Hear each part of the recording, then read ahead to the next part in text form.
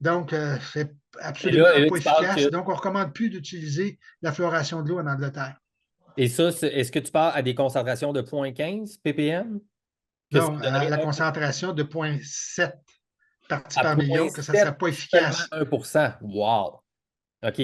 Ça, c'est sur l'efficacité des fluorures dans l'eau pour prévenir la carie dentaire. Fait que C'est là, ça veut ça. dire que toutes ces décennies-là, encore une fois, ce nouveau résultat scientifique-là vient de démonter, en fait, tout l'argument comme de quoi que c'était prouvé que ça réduisait les caries dentaires. Le principe qu'on avait dans la question de la fluoration de l'eau, c'est que le fluor se combinait avec l'hydroxyapatite pour former de la fluoroapatite, qui est un composé de calcium des dents qui est moins soluble aux acides.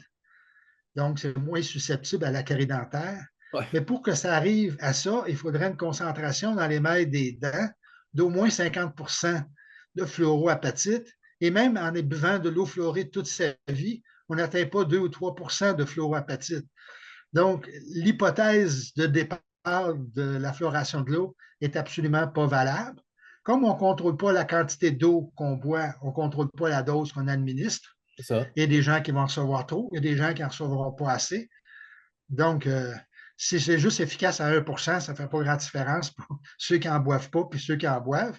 Si c'est vrai à 1 alors C'est ça. toute la question de la fluoration de l'eau, c'est une faille au niveau scientifique grave et aucun gouvernement devrait promouvoir l'utilisation de produits impropres à la consommation humaine, non contrôlés par Santé Canada, dans un but thérapeutique sans demander la permission aux patients de boire cette eau-là fluorée, donc sans consentement éclairé.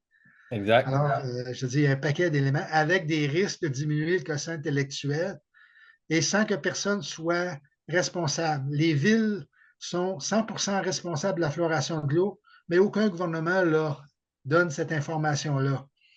Alors, c'est grave, on n'informe même pas les représentants de nos citoyens dans les villes que le produit n'est pas réglementé par aucun gouvernement.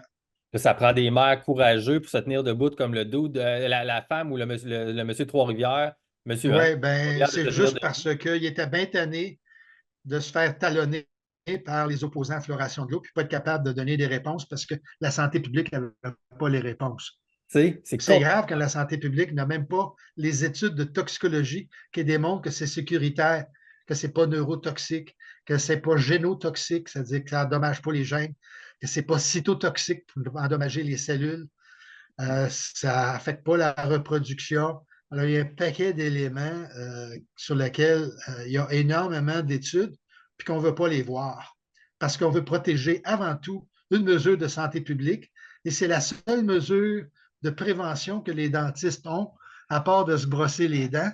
Mais celle-là, il n'y a aucune exigence. Les gens boivent l'eau fluorée, puis ça serait efficace à 60 mais absolument pas démontré. C'est maintenant, toutes les études arrivent à des preuves exactement contraires et aucune efficacité.